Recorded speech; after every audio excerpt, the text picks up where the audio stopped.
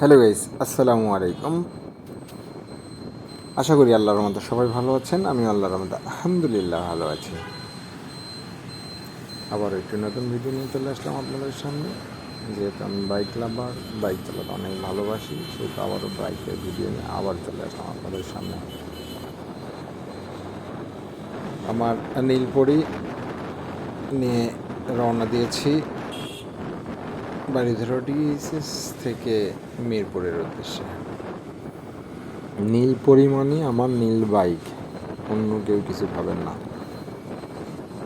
Baridhara deo এইচএসে গিয়েছিলাম একটা buying অফিসে ফ্যাক্টরি কাজের জন্য, মিটিংয়ের জন্য। মিটিং শেষ করে মিরপুরের উদ্দেশ্যে রওনা দিয়েছি। ডিএসএসের মধ্যে বাইক নিয়ে প্রবেশ করতে হবে অনন্যার গেট দিয়ে, আবার বেরোতে হবে অনন্যার ওই গেটের সাইড দিয়ে। আগে শেওড়ার এই সাইড দিয়ে প্রবেশ করা যেত, এখন সেটা বন্ধ করে দিয়েছে। বড়লোক মানুষদের বড় বড় কারবার কখন কোন সিস্টেম করে এটা বোঝা যায়। তো যাই হোক, অনন্যার পাশ দিয়ে বের হয়ে ডিএসএসের পিছন দিয়ে বনানী রেল ক্রসিং হয়ে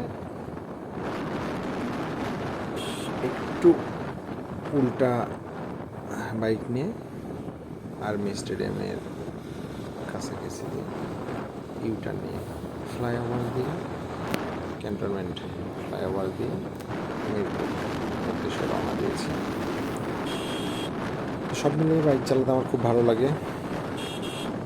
ছোটোবেলায় থেকেই শখ ছিল বাইক কিনবো, বাইক চালাবো, সেটা পূরণ হয়েছে আলহামদুলিল্লাহ।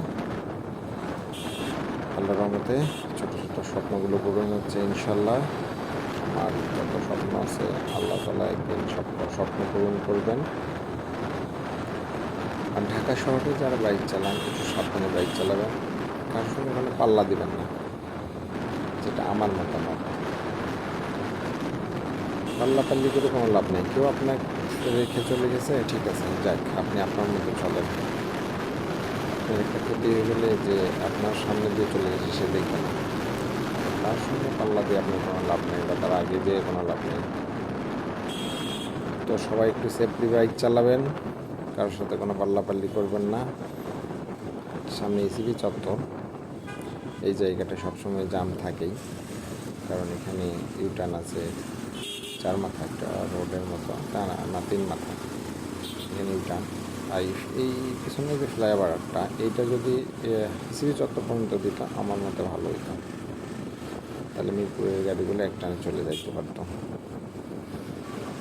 তো যাই, বড় মানুষ তাদের বড় বড় কারবার, এগুলো আমার মাথা না ঘামায়। আমার বাইক চালানোর সময় এই মোটো ব্লগ করতে খুব ভালো লাগে, চেষ্টা করি ভিডিও করার জন্য, ভালো ভালো ভিডিও বানানোর জন্য। দেখা যাক কতটুকু ভালো আপনাদের জন্য আমি ভিডিও বানাতে পারি। দোয়া করবেন, সবাই পাশে থাকবেন, নতুন নতুন ভিডিও পেতে আমায় সাপোর্ট দেবেন, যাতে ভালো ভালো ভিডিও বানিয়ে আপনাদের আমি দেখাতে পারি।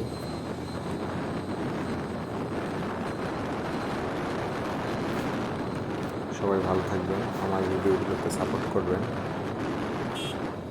বেশি বেশি সাপোর্ট করলে আমার ভিডিও দেওয়ার ইচ্ছা বাড়িয়ে যাবে। সবাই ভালো থাকবেন, সবাইকে ধন্যবাদ, আল্লাহ হাফেজ।